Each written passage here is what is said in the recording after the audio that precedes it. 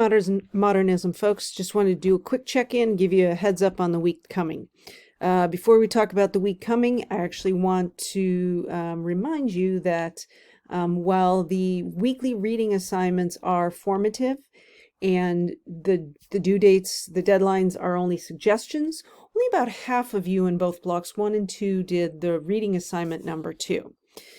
This week's reading assignment is a little bit shorter, straightforward. You're getting into the book. You should be building up some momentum.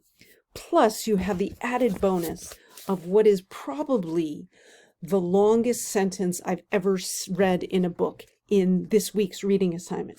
Chapter 10, if you're reading this version of the book, it's on the top of page 103. It is a run-on sentence. How can Hemingway, who's supposed to be such a great writer, get away with a long-on sentence, with a run-on sentence? You got to read it out loud to yourself. It's amazing.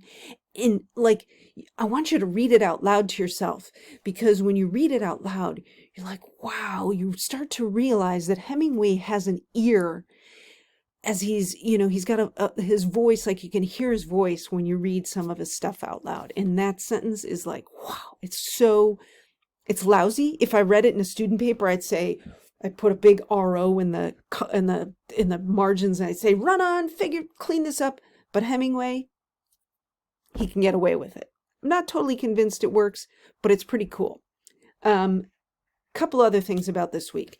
There was an assignment having to do with the birth of jazz. I actually moved the deadline way back. One person did it way ahead of the game now. The rest of you got yourselves a couple more weeks to do it. It was just too much. I want us to just focus on reading and enjoying the book for right now.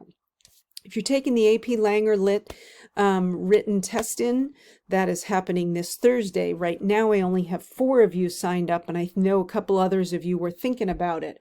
If you're not sure if you're signed up, I have Darla, Audrey, Katrina in blocks 1, and Emma G in block 2. So if you think you are going to do the written test in, you got to sign up on EduFlow before Thursday. There's a brief video I'm going to have you watch before you jump into the test. Super easy to use. You're going to read something, and then you're going to be doing some writing. The test should take you 40, it's designed to take 40 minutes or less. So if for some reason you need more time, if you have extended time, time and a half, or double time, you should have enough time during the class period to do your writing. If you have any questions about it, or the link that I sent you in your email is not working, let me know. And have yourselves a great week. Catch up. If you want to, work ahead. Seniors, and tomorrow on Tuesday, you got an easy day, so just kick back. It's going to be raining. You can't do anything. Read yourselves a little Hemingway. Get the brain going. This week's hat. Octopus with baseball bats. I love baseball. I love octopus. What's not to love putting them together in a hat? Anyway, have a good week.